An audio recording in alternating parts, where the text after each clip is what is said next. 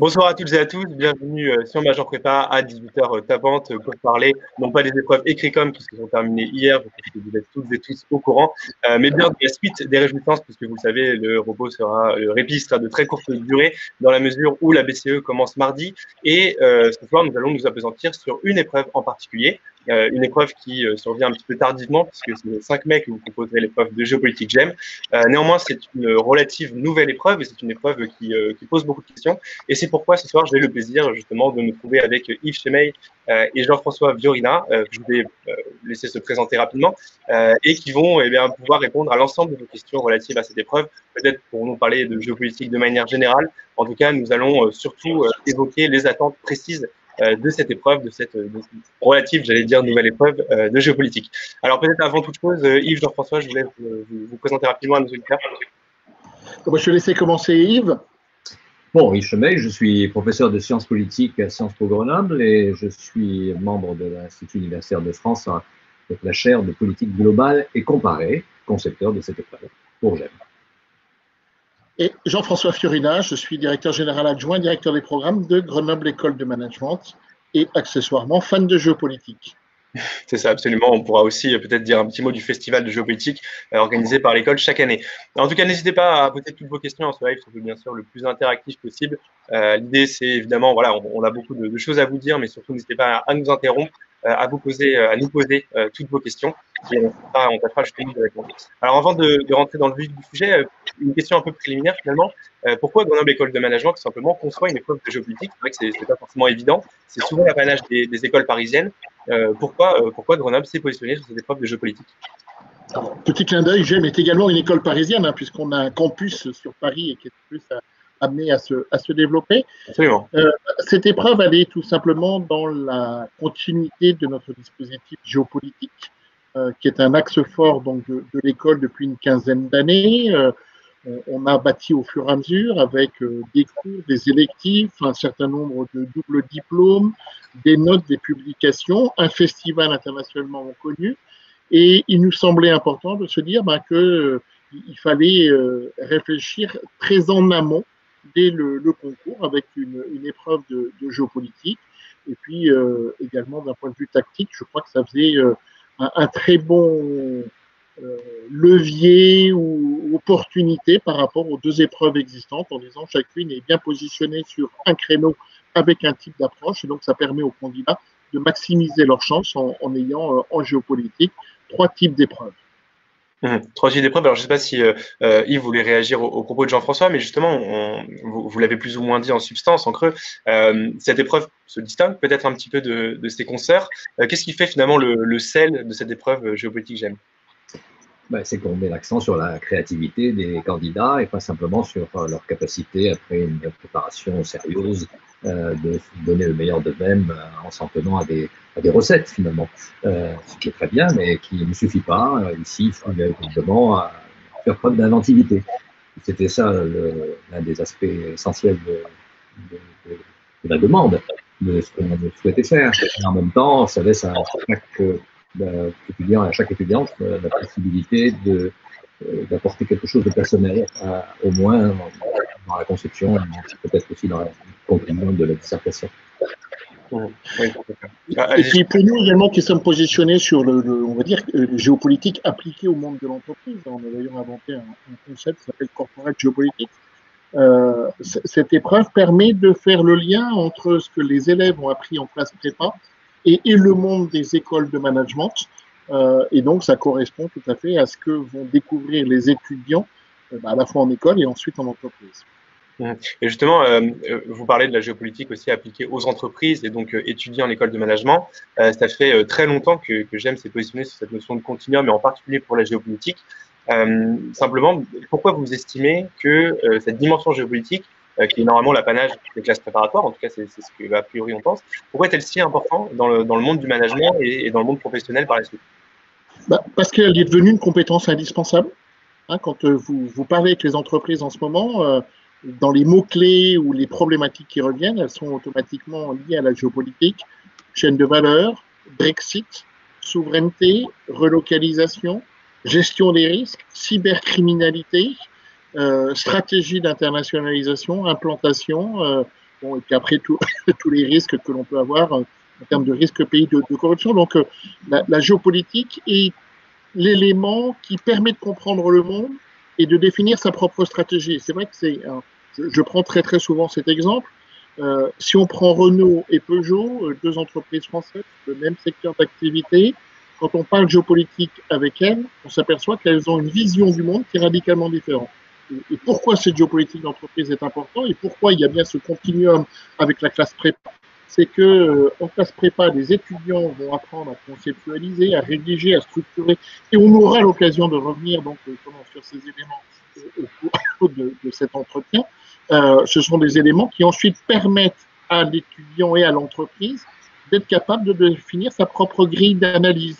Et vraiment, ce que nous demandent les entreprises, c'est on veut des étudiants qui ne nous récitent pas la carte du blé au Brésil parce que c'est pas intéressant et parce que de toute façon maintenant on a automatiquement avec Internet toute cette information. C'est en quoi je suis capable d'interpréter quelque chose par rapport à ma propre société et quelles en sont les conséquences, avec souvent, et là aussi c'est des éléments que je donne de temps en temps, souvent des éléments de scénario et de se dire quelque chose qui est en train de se passer à l'autre bout du monde a forcément un impact sur la stratégie de mon entreprise. À l'heure actuelle, quand on est dans le monde de l'industrie, alors automobile, de l'industrie du futur, si on ne comprend pas les chaînes de valeur et les enjeux géopolitiques des semi-conducteurs, on est foutu. Et derrière, eh ben, que je sois sous-traitant premier rang, deuxième rang, troisième rang, si j'ai pas cette compréhension, je peux faire des erreurs absolument stratégiques ou ça peut mettre en péril mon entreprise. Et c'est pour ça vraiment que cette géopolitique d'entreprise est particulièrement importante. Ouais, voilà, c'est très clair. Alors, oui, allez-y, pardon. Oui, on peut ajouter que ça permet aussi aux étudiants de s'internationaliser et donc d'être particulièrement sensibles à tout ce qui se passe à l'extérieur du pays dans lequel ils se trouvent, ou dont ils viennent. Ils ne sont pas tous français à Gênes, dans leur propre pays. Et d'autre part, c'est très important d'avoir des soft skills, d'avoir un certain nombre de capacités qui ne sont pas liées au contenu des enseignements, qui sont liées par exemple à comment est-ce qu'on négocie, comment est-ce qu'on définit la situation dans laquelle on se trouve, est-ce qu'on est sûr véritablement de savoir ce qui se passe au lieu de se laisser simplement impressionner par des informations qui viennent de l'extérieur et qui ont l'air de converger. Donc c'est très important, évidemment, indépendamment même du lien direct avec l'entreprise. Mais si on est dans une entreprise, ceux que l'on voit venir vers soi, ce doit être des gens qui ont déjà, depuis le concours, exprimé cette capacité à s'adapter rapidement, à avoir un esprit de synthèse et à imaginer des scénarios qui se développent, des possibilités qui se développeront dans le futur, etc. Et surtout à bien se situer par rapport à tout ça en se sentant à l'aise. Hein. Voilà, l'idée de se sentir à l'aise. La géopolitique, ça apprend à se sentir à l'aise avec des choses qui vous tombent dessus sans arrêt. Il n'y a qu'à la radio le matin en se levant, ça suffit. On voit très bien. Ouais, une capacité à comprendre, une capacité à communiquer et une capacité à synthétiser et convaincre. Et c'est vrai que, bon, je l'ai écrit de temps en temps, c'est vrai que la géopolitique est également très école du futur, puisqu'on est dans cette analyse critique et qui sont des compétences absolument indispensables. Mmh. Bon, maintenant qu'on a compris effectivement l'intérêt de la géopolitique au-delà des concours, on va quand même revenir à des considérations un peu plus prosaïques, malheureusement, j'allais dire, puisque évidemment les candidats vont quand même devoir se triturer les méninges sur le sujet que vous avez concocté, Yves. Alors peut-être en préambule, vous avez évoqué certaines qualités qui sont requises pour réussir cette dissertation, bon, évidemment la réflexion, la créativité aussi. On peut peut-être revenir aux modalités précises de cette épreuve. Qu'est-ce que vous attendez en termes de longueur, en termes aussi, en termes voilà, de contenu intrinsèque, qu'est-ce qui fait finalement qu'une dissertation GEM est réussie, quels documents sont à disposition des candidats, voilà, un petit peu toutes ces questions un peu toutes dans un sac, voilà. Que faut-il retenir finalement de cette épreuve? Bon, on va faire un résumé rapide de tout ça, mais il faut dire que vous allez mettre sur votre site un document que j'ai rédigé et qui reprend à la fois des rapports de correction, des sujets déjà donnés, des consignes et des conseils pour les candidats, à la fois sur ce qu'il faut faire et sur ce qu'il faut éviter de faire. Donc, il faut absolument que tous les candidats se procurent ce document.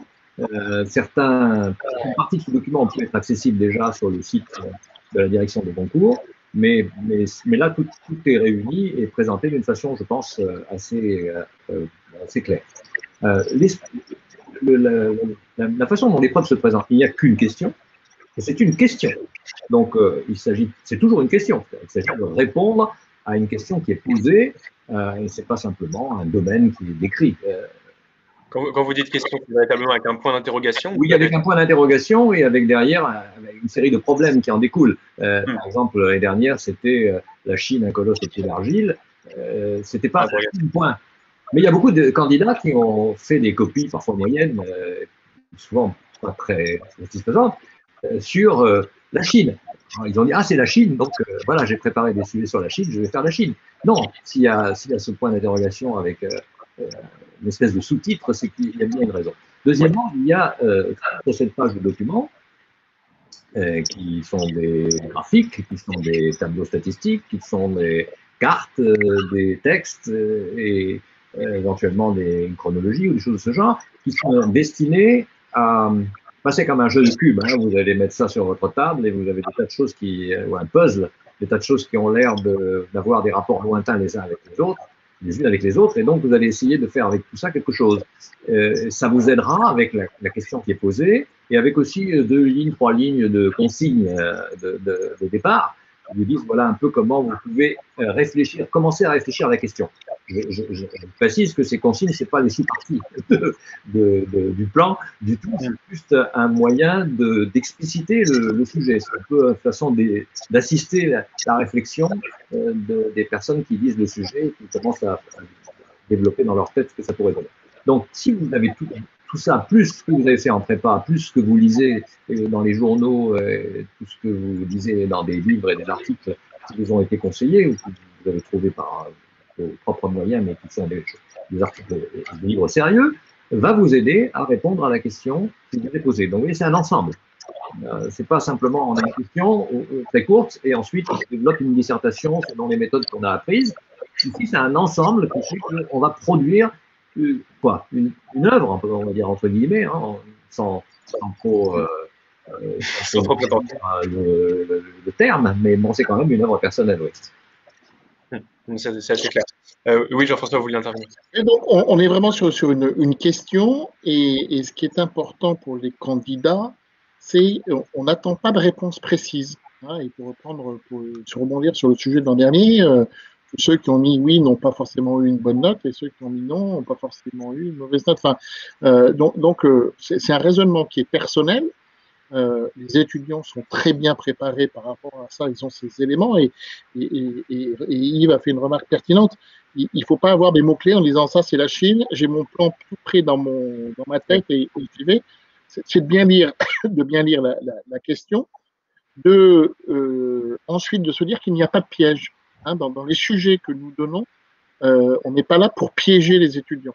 On est là pour une épreuve qui est la fin de la prépa, qui est d'évaluer le niveau pour rentrer à GEM, où on a vu que le géopolitique était un élément important. Donc, c'est pas la peine de se dire qu'il y a plein de pièges et des trucs vicieux. Non, ce sont des questions que se posent les entreprises et pour lesquelles il y a besoin donc de réponses. Et donc, les informations qui sont données et que donne Yves avec les documents sont des informations qui permettent à l'étudiant et aux candidats de pouvoir mieux réfléchir. Alors, on sait bien, quand on est dans sa copie, il y a du stress, le concours est long, il peut faire chaud, etc.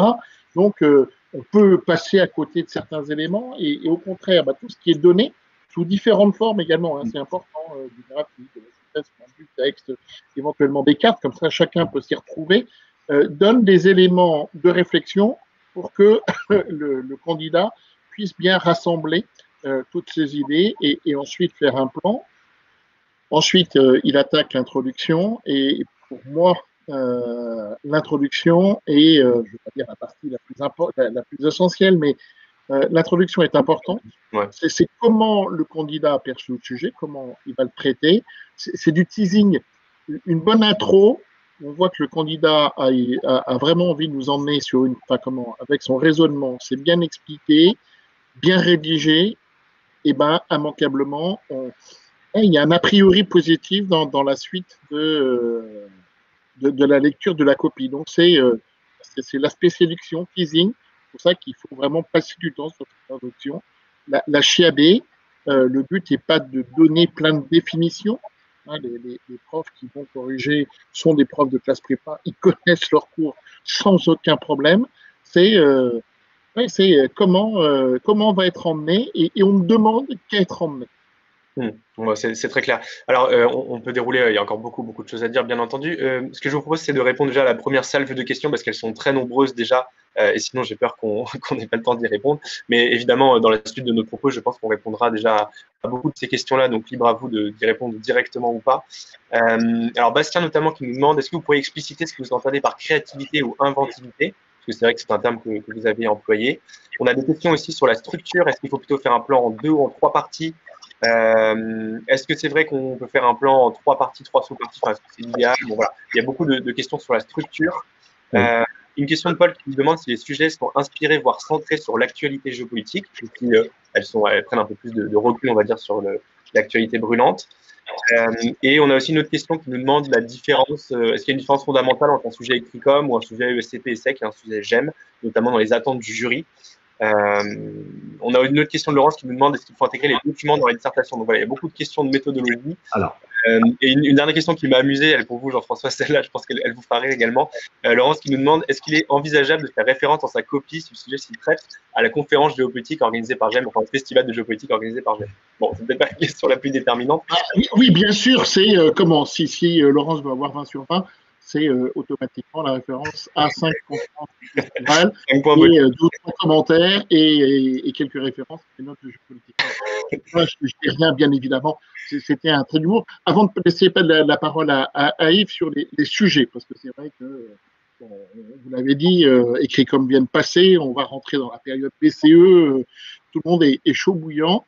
La question qui sera posée, le sujet qui sera posé, correspond à un des contenus du programme vu par les candidats en classe prépa.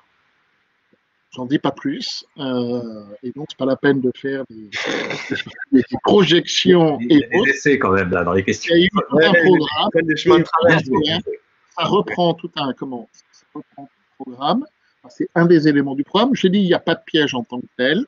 Voilà. Et puis après, chaque concepteur d'épreuve, que ce soit écrit ou autre, chacun a son approche type. Mais ça, après, c'est propre à chaque épreuve. Bon, très clair. Yves, du coup, vous avez la parole, visiblement. Bon, alors, on va commencer par cette idée d'introduction. Parce que l'introduction, elle est conçue pour être plus longue que ce n'est le cas habituellement et se terminer par l'annonce d'un plan qui peut être en 2 parties, en 3 parties ou même en 5 points, par exemple, comme le font parfois les Américains, en disant j'ai 5 points à développer, premièrement, deuxièmement, il faut que ça soit justifié par la manière dont on explique le problème qui est posé et comment on s'apprête à y répondre. Donc, c'est ça l'effort personnel. Une fois que vous avez fait ça, vous avez créé quelque chose qu'aucun autre candidat n'aura fait de la même manière que vous. C'est quelque chose, justement, de créatif et d'inventif de ce point de vue-là. La réflexion sur comment est-ce que je vais mettre tout ça en œuvre. À partir de ce moment-là, les documents doivent être utilisés. Je ne dis pas qu'ils sont tous systématiquement et à égalité utilisés, et encore moins dans l'ordre dans lequel ils sont présentés. Mais s'ils sont là, ça a un sens. Sinon, ils n'y seraient pas.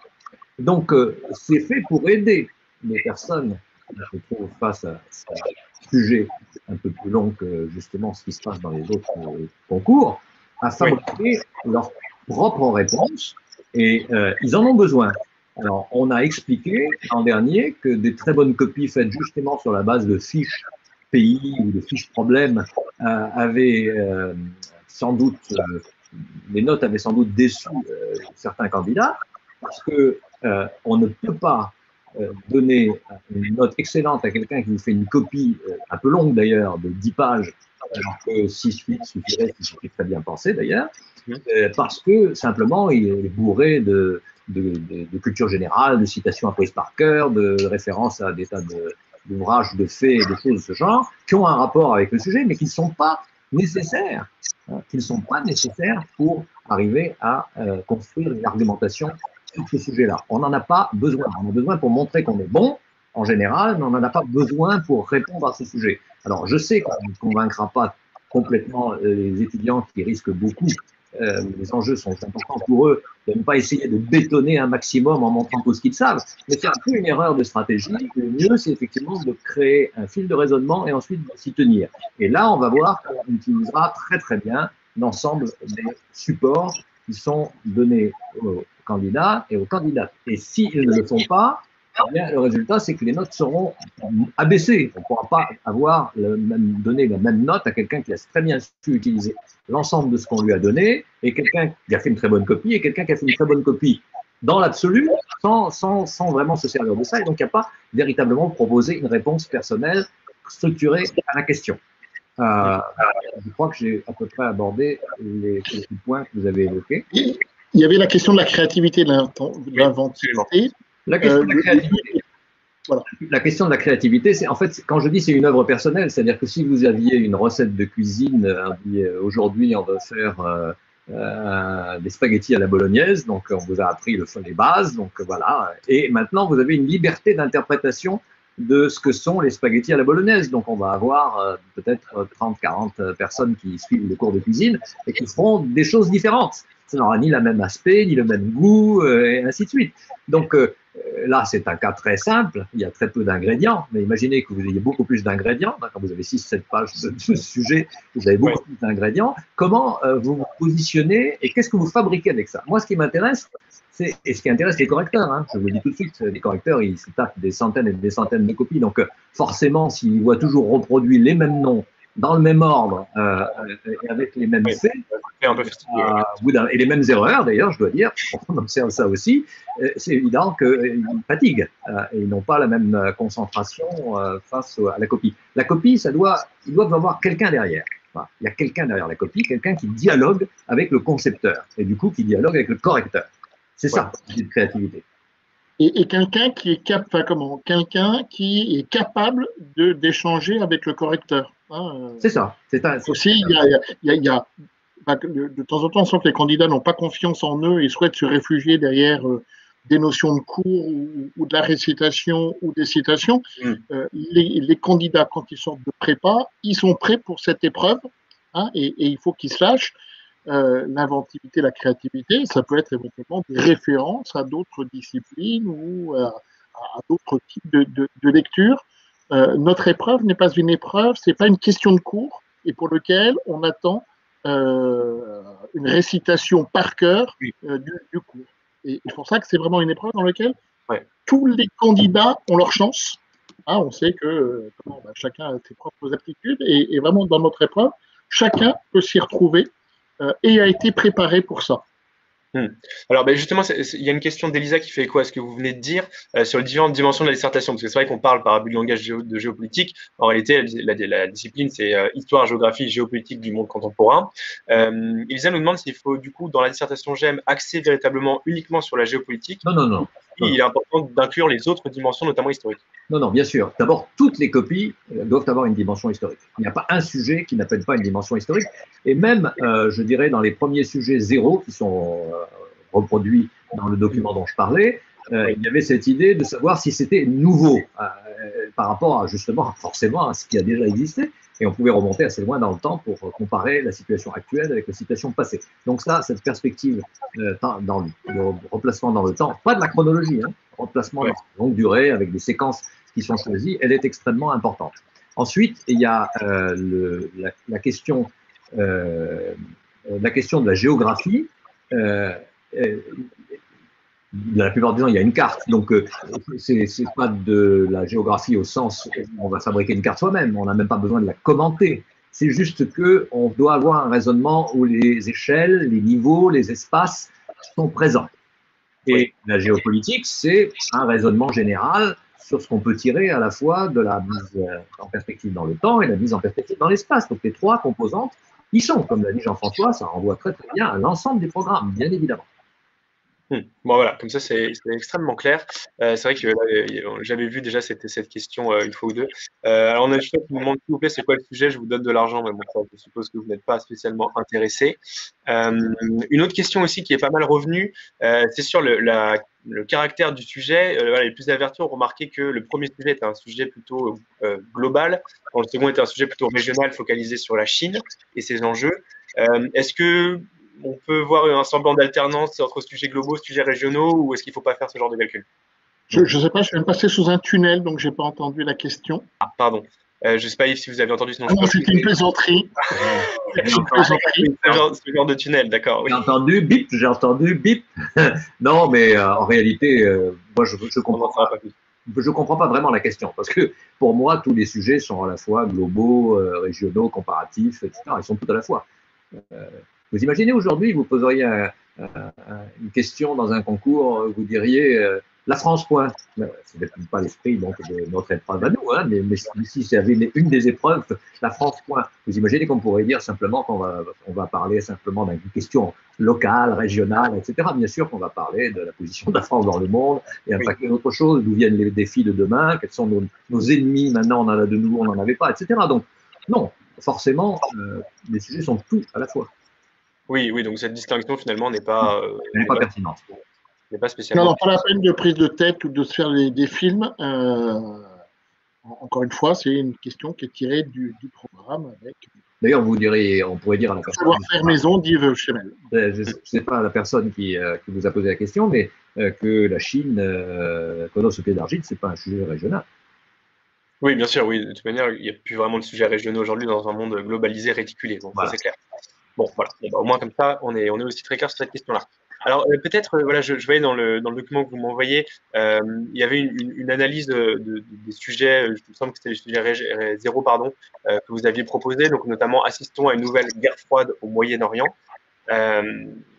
Est-ce que vous souhaitez un petit peu rapidement commenter ça, par exemple Non, je pense que simplement, ce qui est ici, ce qui est montré ici, c'est quelques éléments de problématisation du sujet. Parce que, évidemment, on ne peut pas faire Oui, voilà, on peut parler de manière générale. On ne peut pas faire de corriger parce qu'il peut y avoir différentes solutions apportées, peut-être autant de solutions qu'il y a de candidats. Hein, oui. Ça, quand même, de base. Donc, on ne peut pas donner un corrigé. J'ai donné des exemples de corrigés qui sont sortis des réflexions des correcteurs après avoir corrigé beaucoup de copies en se disant, au fond, voilà quelques plans qui sont pas mal. Hein, mais ce n'est pas les seuls. Donc, sur les sujets qui ont été donnés les deux dernières années, les deux sujets qui sont sortis, il y a 6 plans possibles qui sont donnés, mais on pourra en trouver beaucoup d'autres. C'est juste des exemples. Oui, c'est ça, oui, je regardais sur le multilatéralisme, pardon, est-il menacé? On avait des rappels historiques qui remontaient même jusqu'à 1648 avec le traité de Westphalie pour ceux qui auront cette référence-là. Mais oui, voilà. 45, on pouvait, bon, il y a beaucoup de possibilités. Oui, effectivement, voilà. Donc des éléments. De toute manière, comme vous le disiez très justement, on va mettre ce document en ligne également qui pourrait être très très utile aux candidats pour ceux qui d'aventure ne l'auraient pas encore consulté. Alors une question de Léa également qui nous demande est-ce qu'on répond directement à la question posée ou est-ce qu'on doit chercher un paradoxe derrière? C'est vrai, hein, on peut se poser la question parce que vous l'avez dit, le sujet est formulé sous forme de question avec un point d'interrogation. Est-il possible de reprendre telle quelle la question en guise de problématique? Reprenons l'histoire de le multilatéralisme est-il menacé? Oui. Bon, vous dites je suis pressé, j'ai beaucoup de choses à dire là-dessus, j'ai beaucoup lu, dans la prépa on a fait beaucoup de trucs, ça rapporte à ça. Je commence à écrire. Bon, la question c'est qu'est-ce qu'il y a derrière? Moi, concepteur, quand je pose une question comme celle-ci, qu'est-ce que j'ai derrière la tête? Alors, j'ai derrière la tête, bien évidemment, des choses que tout le monde connaît, qu'on observe que Trump se retire d'un certain nombre d'organisations, qu'il y a des difficultés à organiser le G7, que le Covid n'aide pas, enfin, un paquet d'autres choses de ce genre. Mais la question, c'est fondamentalement, qu'est-ce que c'est que le multilatéralisme? À quoi il sert? Est-ce que le fait que, est-ce que ce sont des épiphénomènes, tout ça, dont tout le monde parle? Est-ce qu'il continue d'exister sous autre forme? Est-ce qu'il se transforme? Donc ça, c'est déjà toute une série de questions qui s'ajoutent à la première. On ne peut pas répondre directement à la question telle qu'elle a été formulée. Parce que sinon, on dirait, bah oui, je vais démontrer que oui, il est menacé, alors tac, tac, tac. Mais non, finalement, il n'est pas menacé. Et puis peut-être qu'il est menacé. Pour faire en partie, oui. Voilà. Bon, donc, on ne va pas se distinguer beaucoup avec ça. Ok, bon, voilà, c'est très clair. Il ne faut pas intellectualiser le sujet. Enfin, il ne faut pas trop intellectualiser le sujet. Oui, c'est ça. Il faut rester proche du sujet en se demandant, on va faire comme si c'était un feuilleté. Il y a plusieurs questions dans la question. On va essayer de sortir quelques-unes de ces feuilles et à partir de là, on va apporter sa propre recette à soi. Mhm. Bon, bah, c'est clair aussi. Alors, on a pas mal de questions, je vois sur le chat. C'est l'introduction. Je lis la dernière d'Elisa, en l'occurrence à nouveau, mais enfin, il y en avait d'autres. En l'occurrence, Elisa nous demande est-ce qu'on doit, dès l'introduction, définir, en tout cas, voilà, enfin, dire avec force le point de vue qu'on va adopter dans la dissertation. Peut-être pour élargir un petit peu la question, est-ce que vous pouvez rappeler simplement les grandes étapes de cette introduction? Vous l'avez rappelé, Jean-François, cette introduction, elle est absolument déterminante pour la suite des choses et pour la note finale. Voilà, peut-être pouvez-vous rappeler rapidement les grands jalons de cette introduction? Bon, l'introduction, ce que je viens de dire, c'est la première chose, c'est-à-dire on repose le problème, on le reformule, on montre quels sont les autres problèmes associés à ce problème qui a été d'abord mis sous forme d'une question très lapidaire. Oui. Mais ensuite, on apporte une réponse à cette question, c'est la réponse qu'on va apporter dans la démonstration qui va suivre. Alors après, on va faire 6 ou 8 pages pour expliquer comment on s'y prend pour convaincre le lecteur qu'on a raison de répondre ça à la question. Donc, si on dit le multilatéralisme, bien sûr, il est en ce moment, on le voit sous l'impact de différentes mesures qui risquent de l'affaiblir, sauf que le multilatéralisme, il s'est converti, il est sur d'autres scènes que l'ONU, par exemple. C'est pas seulement à l'ONU que ça se passe. L'ONU, il est bloqué au Conseil de sécurité, mais il y a beaucoup d'autres endroits où on fait du multilatéralisme et on peut, à ce moment-là, développer ça. Et il faut savoir dès le début. Donc, l'introduction, alors là, c'est un point très important parce que pour les autres concours, en gros, les préparations, habituellement, invitent les candidats à réserver leur réponse à la question à la conclusion, à la reporter, de faire monter petit à petit l'intérêt du lecteur jusqu'au moment où on lui dit ben voilà ma réponse. Là, c'est vraiment l'inverse. Dans l'introduction, on doit connaître la réponse. Hein. Je dis toujours, c'est pas un roman policier, on veut connaître le meurtrier dès les premières lignes. Voilà. Donc, une fois qu'on connaît le meurtrier, on va expliquer comment on en est arrivé là. C'est ça le principe de base. Donc, ensuite, on dit comment le sujet sera traité. Donc, on énonce déjà 2-3 arguments. On peut aussi avoir ce que les économistes appellent des faits stylisés, 2-3 trucs qui sont un peu frappants, mais pas trop banals non plus, parce que tout le monde les connaît. Hein. Donc, c'est seulement si on a vraiment quelque chose d'un peu rare à dire.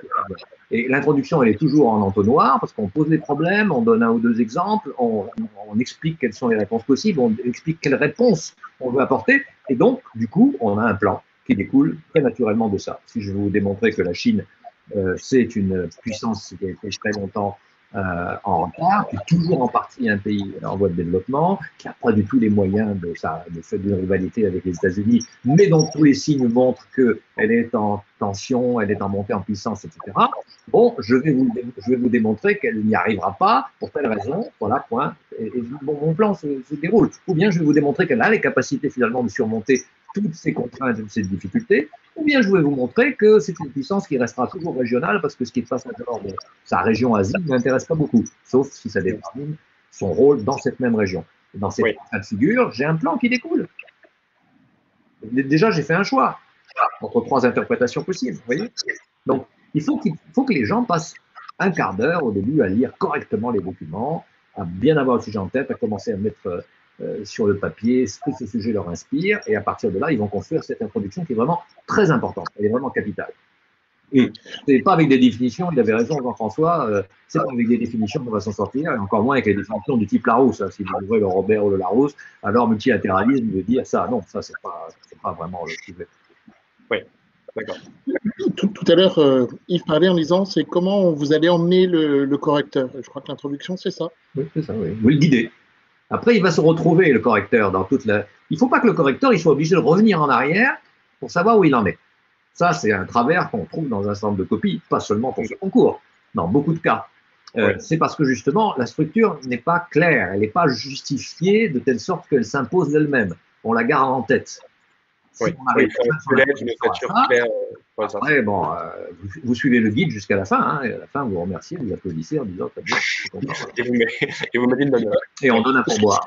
Voilà, ce qui nous amène à la suite de la copie. On a beaucoup parlé de l'introduction, mais le reste de la copie est important et aussi, c'est que les parties apparaissent bien, hein, pour que le correcteur, il puisse en permanence se guider et dire, ben voilà où j'en suis, et le raisonnement du candidat est tout à fait logique et pertinent, et pas comme vient d'évoquer Yves, en disant je suis obligé de revenir en arrière pour savoir ce qu'il en est. Donc c'est pour ça que les paragraphes, les points doivent bien apparaître et la copie doit être lisible. Yves l'évoquait aussi, les correcteurs corrigent un grand nombre de copies et donc il ne faut pas que ça tourne au jeu de piste ou à la fatigue. Des éléments qui apparaissent bien dans une copie aérée et autres, on voit que le candidat a su très bien structurer son approche et nous amener à cette réflexion. Et ensuite, on verra peut-être la conclusion, qui est la dernière impression qu'on laisse dans la copie. Absolument. La visibilité, il faut aussi l'entendre sur le plan de la présentation, parce que vous savez que les copies sont numérisées et il y a des candidats qui ne se rendent pas compte que la couleur du stylo qu'ils utilisent ou le fait de passer du correcteur blanc sur encore pire, de raturer, c'est catastrophique pour ceux qui corrigent, absolument catastrophique. Donc, il faut vraiment faire un effort de lisibilité, ce qui veut dire que, au début, on prend 10 bonnes minutes, un bon quart d'heure pour faire le tour de la question, et à la fin, on doit se reprendre encore 10 bonnes minutes pour relire tout ça et faire en sorte que ce soit bien propre. Pour ce qui est de la suite des opérations, la conclusion, en réalité, elle coule de source. C'est-à-dire, normalement, si vous avez suivi le déroulement de votre plan correctement, on arrive à un moment où la conclusion n'a pas besoin d'être très longue. Elle peut reprendre des points essentiels, résumer, et surtout, elle peut évoquer des points qui ne sont pas abordés ou qui mériteraient de l'être. Elle peut apporter une touche personnelle avec une réaction au sujet lui-même, en disant, oui, c'est bien de se poser ce type de questions, mais pour ma part, je pense que je me serais posé la question autrement ou j'aurais voulu traiter aussi d'autres choses. Bon. Et puis, on peut faire un tout petit peu de prospective, c'est-à-dire commencer à élaborer quelques scénarios et éventuellement faire part de ce que l'on ressent comme étant un possible futur. Et ça, par rapport au monde de l'entreprise, comme dit Jean-François, c'est quand même extrêmement important. Quelle est l'étape suivante? Donc, ça, la conclusion est bien pour ça. Et la conclusion n'est pas la reprise de l'ensemble de la copie. Non. Juste peut-être on peut à la fois résumer 2 ou 3 points essentiels auxquels on pense qu'on est arrivé, mais on ne peut pas simplement reproduire des choses qui font… On ne paraphrase pas, peut-être au tout début, mais ensuite on passe à l'idée d'après. Bon, d'accord. Là-dessus, c'est très clair. Alors, on avait 2 questions assez intéressantes sur la dimension historique du sujet. La première, c'est pour aborder cette dimension historique, jusqu'à quand on peut remonter? C'est une question intéressante puisque le programme en général, le programme de manière générale débute à peu près au début du XXe siècle. Or, vous l'avez dit, je l'ai dit, mais je vais paraphraser votre document, pour la question du multilatéralisme, on pouvait remonter jusqu'en 1648 au traité de Westphalie. Pour la Chine, on peut peut-être remonter jusqu'au traité inégaux, à la guerre de l'opium, qui se situe au XIXe siècle. Donc voilà, de manière générale, est-ce qu'on peut s'autoriser vraiment un grand coup dans l'histoire quand on parle de dimension historique? Ça, c'est la première question. Et la deuxième question que je trouve tout aussi intéressante, c'est quand un sujet n'est pas borné historiquement, c'est le cas par exemple du sujet proposé l'année dernière, est-ce qu'il faut proposer soi-même une borne historique au sujet, oui ou non? Alors, je vais commencer par le second point. On peut dire, je vais surtout traiter de ce problème en me référant à une période de temps à temps, si on a une bonne raison, encore une fois, de le faire. C'est-à-dire qu'on doit toujours pouvoir justifier rapidement la borne historique et clairement ce qu'on fait. C'est valable pour tout. Donc, c'est valable aussi pour la période. Il ne faut pas non plus qu'on botte en touche. Disant, bon, moi, j'ai des anti-sèches sur la Chine à l'époque de Sun Yat-sen. Bon, le reste, je ne connais pas bien. Je vais quand même dire ma période. Bon, voilà, donc avant 48. Troisièmement, on ne peut pas demander à un candidat ou une candidate de remonter au-delà du programme. Donc, il y a des dates qui ne sont pas exactement les mêmes, selon, c'est parfois la fin du 19e, etc., selon les points du programme. En revanche, si un candidat a de très bonnes connaissances qui lui permettent de relier une période plus ancienne à la période qui est directement couverte par le programme, il n'y a pas de problème. Là encore, il faut que ça soit pas du tout quelque chose de totalement cosmétique. Mais ça peut être une manière de se distinguer. Donc. Ça peut être une manière de montrer qu'on a de la culture, et que cette culture est plus profonde que simplement celle qu'on a dans le programme. Et pourquoi pas, si ce n'est pas au détriment de ce qu'on a, ce que l'on doit savoir dans le programme lui-même. Si c'est utile et si ça apporte quelque chose. Oui, voilà. Exactement. Le principe, c'est le principe de parcimonie. C'est-à-dire que, et ça, les candidats et les candidates, en général, ils ont du mal avec ça. tout ce qui leur vient par la tête et qu'ils ont préparé, tout ça c'est fait pour sortir. Oui, ils ont envie de dire. S'ils avaient un peu plus de temps, ils iraient à 20 pages. Donc en réalité, le principe de parcimonie, c'est celui qui justement dans les entreprises devient extrêmement important parce qu'un PDG, il n'ira pas plus de 2 pages. Alors là, on en a 6 ou 8, mais un PDG, il s'arrêtera à 2. Donc il a besoin, lui, le PDG, déjà dans l'introduction et la conclusion, de comprendre de quoi il s'agit. Point. Hein, donc la concision, la parcimonie, c'est très important. Quelque chose que l'on sait, qu'on a envie de montrer que l'on sait, c'est humain. Et puis, on a aussi peur de ne pas le montrer en se disant, si je ne montre pas ce que je fais, qu'est-ce qui va se passer? On va me saquer peut-être? Non, pas du tout, comme disait Jean-François. Il n'y a pas de piège. On veut que les gens sortent le meilleur d'eux-mêmes. On ne veut pas essayer d'aller traquer ce qu'ils ne savent pas. On n'est pas dans une situation, vous savez, on parle souvent de grand oral, la Sciences Po, etc. C'est quelque chose que tout le monde connaît, on reproduit dans les médias. Et qu'est-ce qu'on fait dans ces cas-là? On cherche à pousser les gens dans un retranchement jusqu'au point où on s'aperçoit qu'ils ne savent pas répondre. Ce n'est pas du tout le cas ici. Ici, vous êtes libre de montrer ce que vous savez, comment vous savez l'utiliser pour répondre. Personne ne va aller vous chercher pour vous dire « Ah, vous n'avez pas parlé de ceci », et ça veut dire que vous ne le connaissez pas. Donc, c'est toujours, on utilise avec parcimonie ce qui vient à l'appui de sa démonstration. Donc, il faut avoir une démonstration. Si vous n'en avez pas, encore une fois, vous couvrez simplement un terrain.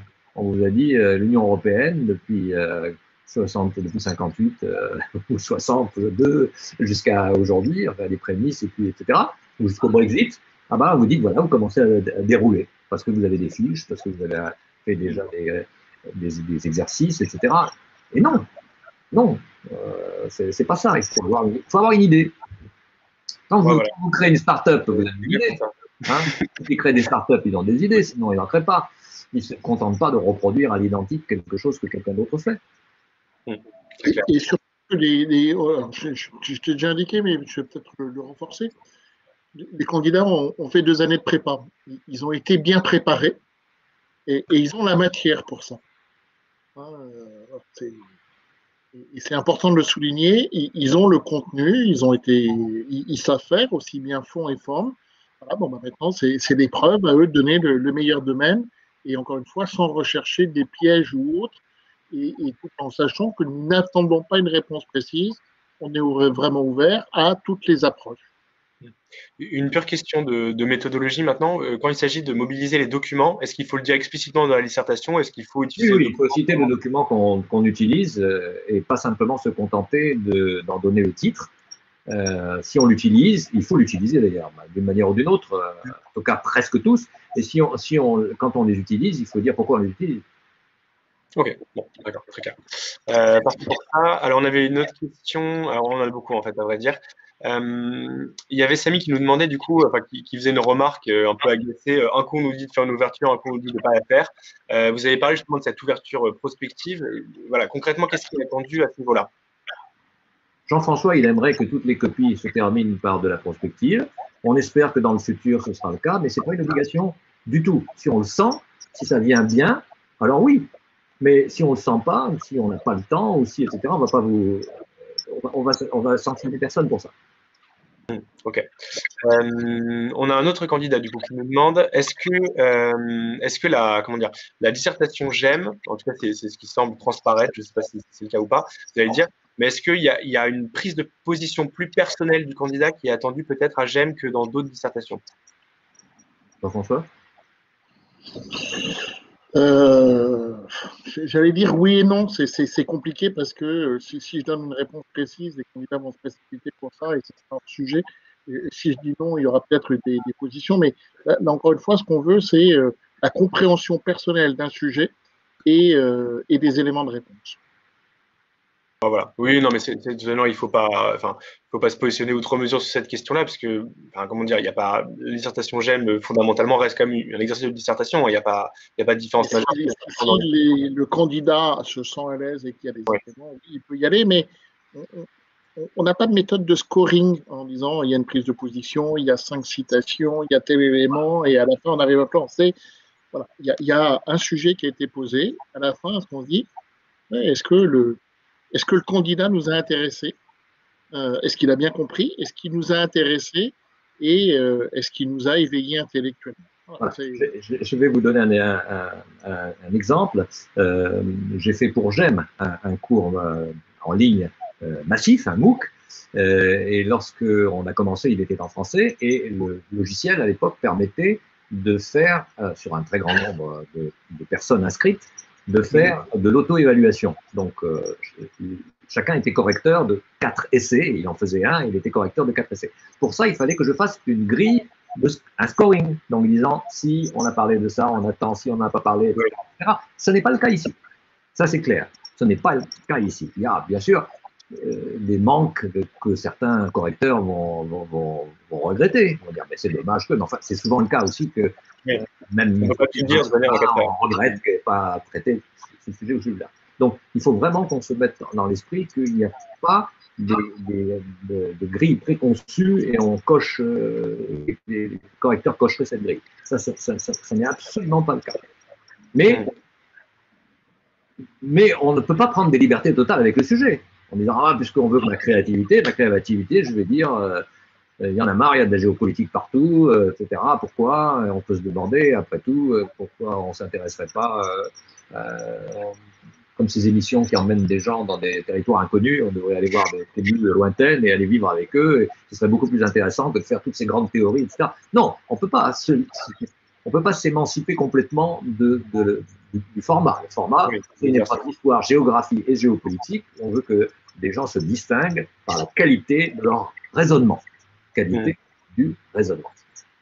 Un élève de classe prépa, il a été préparé à raisonner, à prendre du recul, à synthétiser, à communiquer, à convaincre, à conceptualiser. Voilà, et sont toutes ces qualités qu'il doit mettre au service de cette épreuve. Alors, quand j'étais dans Coco, j'avais envie de dire, et surtout pas de colmater. C'est-à-dire l'idée qu'on se barricade derrière des citations, derrière des dates, derrière quelques événements importants, pour montrer qu'on sait de quoi on parle, parce que ça perd du temps, ça n'apporte rien au correcteur qui sait tout ça par cœur. Ça l'énerve s'il le voit 10 fois de suite dans une matinée, ça, alors là c'est clair, hein, vraiment. Donc non, c'est pas nécessaire, on en parle. Oui, il y avait une question un peu connexe, mais vous y avez répondu. Un candidat qui demandait ce que c'est valorisé des ouvrages, c'est toujours pareil. Oui, à partir du moment où c'est nécessaire. Et c'est nécessaire, bien sûr. Peut-être une dernière question, parce que je pense qu'on a abordé déjà beaucoup d'éléments. On a parlé de tout ce qu'il fallait faire, essentiellement. Est-ce que vous avez, à l'inverse, des points de vigilance à donner aux candidats, des écueils, surtout, vers lesquels il faut surtout pas s'orienter?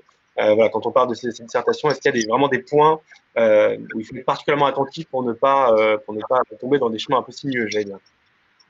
Alors, il y en a, ils sont vraiment dans le PDF du document qu'ils pourront télécharger depuis votre site. Je ne peux pas entrer dans le détail parce qu'il y en a beaucoup. On les a repérés avec le temps. Donc, à force de corriger, les correcteurs, ils ont fait remonter des erreurs à ne pas commettre. Voilà. Donc, elles sont là. D'accord. Bon, pas de. Oui, ok. De toute façon, le document, on le donnera à disposition, effectivement. Et c'est vrai que je regardais, c'était des exemples qui étaient quand même assez précis et relatifs à chacune des dissertations. Mais voilà, c'est vrai que c'est quelque chose. Ce serait long, effectivement, de l'aborder en direct. Mais, vous avez des diapos qui parlent de qu'est-ce qu'il faut éviter. Hein. Donc, voilà. Ça, c'est. Alors, je n'arrive pas à descendre comme ça. Voilà. Un PDF, donc le PDF, voilà. Mais il y a. Alors, voilà, sur les derniers conseils à la fin, vous avez éviter. Hein, voilà, toute la liste de ce qu'il faut éviter. Par exemple, éviter de donner l'impression d'avoir. C'est quoi ça? Oh là là. Un intrus. Un gentil intrus, mais un intrus. Ouais. Oui, c'est ça. Éviter de donner l'impression d'avoir bachoté. Ça, c'est un point.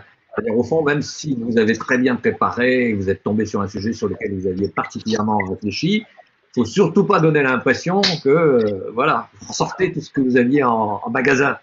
Ouais. Un bon vendeur, c'est pas quelqu'un qui va vous dire « Ah, vous venez pour les vis, c'est formidable, moi je suis spécialiste de ce type de vis, il va vous mettre tout ça. » Avant de vous demander pourquoi vous les voulez, si vous savez vous en servir, et s'il n'y a pas d'autres choses plus intéressantes, etc. Voilà.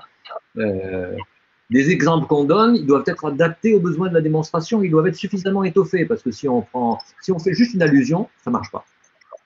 Et peut-être aussi éviter d'avoir un plan type qu'on appliquerait pour tout type de sujet, en disant J'ai mes citations que je placerai quel que soit le sujet, mon plan quel que soit le sujet, et donc à la fin, tout content, j'ai rempli l'épreuve et puis ça n'apporte rien. Savoir on insiste bien, c'est une épreuve personnelle. C'est mieux d'avoir une stratégie offensive, je vais convaincre et séduire le correcteur ou la correctrice, que d'avoir une stratégie défensive, je vais faire en sorte qu'il ne puisse pas me coller. Voilà. Or, je pense que dans beaucoup de concours, sachant que les moyennes sont en général aux alentours de 10-11, la plupart des gens qui ont peur d'être du mauvais côté de la barre se disent « je vais faire en sorte qu'on ne puisse pas me mettre moins de 10 ». Et ça, c'est un raisonnement très français. Si on revient à l'idée que la géopolitique, ça doit servir à quelque chose, c'est aussi à sortir de cette culture de la dissertation qu'on remet. Et si on a la moyenne, on est content, parce qu'en fait, la moyenne n'est pas une très bonne note en soi. Donc, il faut véritablement adopter une stratégie destinée à séduire. C'est l'épreuve finale, enfin, c'est une des épreuves finales de la classe prépa. Donc, comme le compagnon à la fin, il fait son ouvrage qu'il présente et il est fier. Cette épreuve de jeu politique, c'est ça. Chacun peut s'y retrouver. On l'a bien vu. Certains sont plutôt synthétiques, d'autres démonstratifs, d'autres plutôt intellectuels. Mais dans cette épreuve, chacun peut, encore une fois, s'y retrouver. Il faut se faire plaisir et se dire que se faire plaisir est une épreuve, peut permettre de performer un maximum et d'avoir un maximum de points pour intégrer le GEM et ensuite continuer en géopolitique. Puisque on parlait du dispositif, je vais également évoquer la rentrée, ce qui va se passer pour nous en termes de géopolitique, où cette année, nous allons créer pour les premières années un TD spécial géopolitique, où les étudiants, en plus du programme, auront des cours, des certificats en plus, des implications dans des projets géopolitiques, et là encore une fois, pour encore plus se préparer. Donc, voilà, ça vaut le coup. Je vois une ultime question aussi de Pilou qui nous demande, de Pilou tout court, pardon, qui nous demande du coup s'il faut lire les rapports de jury. Oui, on peut que le conseiller, et ça vaut oui, pas bien sûr. Oui. Pour j'aime d'ailleurs, pour le coup, il faut les décortiquer parce que comprendre les attentes du jury, c'est déjà faire un pas énorme vers eux. Ils vont les retrouver dans ce document-là. Oui, absolument. Oui, voilà. Donc il y a un historique avec quelques sujets et autres, donc c'est bon. Oui, voilà, c'est ça. Et ce document, du coup, je précise, sera accessible sur l'article qui récapitule ce live. Voilà à peu près pour ça. Une dernière, peut-être, une ultime question avant de conclure. Est-ce qu'on peut intégrer des schémas dans la dissertation? C'est Alexis qui nous demande ça. Si c'est nécessaire, si ça vient bien, pourquoi pas. Le problème des schémas, c'est que ça prend du temps de les faire. Que parfois on est très content de ce qu'on a en tête, mais que si on avait du temps pour réfléchir, laisser reposer, on les compléterait ou on les changerait. Moi-même, j'en fais tout le temps des schémas, donc je vois bien la tentation. Mais bon, un petit schéma vaut mieux qu'un grand discours, très bien, sauf que il faut qu'il soit vraiment bien conçu pour remplacer le grand discours qu'on serait obligé de faire si on ne le réalisait pas.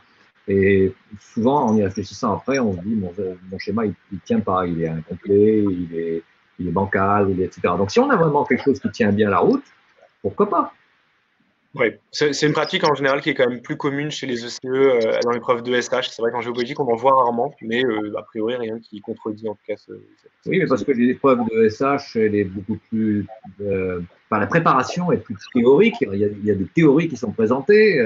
Plus technique, oui, absolument. Et donc, on peut dire, je sais pas moi, par exemple, voilà, la théorie générale de l'emploi de l'intérêt de la monnaie, on peut faire un petit schéma qu'on trouve partout pour expliquer comment Keynes s'est distingué des néoclassiques et des classiques, etc. Donc, moi, si on me montre un schéma qui est clair, qui est précis, qui vient à l'appui de ce qu'on est en train de dire, très bien. Mais bon, ne pas se lancer dans des démonstrations hasardeuses. Voilà, au contraire on prend toujours un peu de risque dans le personnel, mais enfin, il faut aussi limiter les risques. Il faut s'en tenir au mandat qu'on a reçu, malgré tout. On a une mission.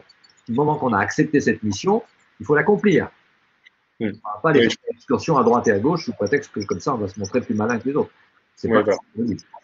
Oui, je pense que là, on a été à peu près tout à fait exhaustif et puis surtout, voilà, on a bien martelé cette idée clé, en tout cas, que vous venez justement de rappeler. Peut-être avant de se quitter, un dernier mot, chacun pour les candidats qui vont composer, bon, alors à partir de mardi, certes, mais surtout la dissertation GEM le 5 mai, qu'est-ce que vous souhaiteriez leur dire peut-être pour conclure? Ben, Vas-y.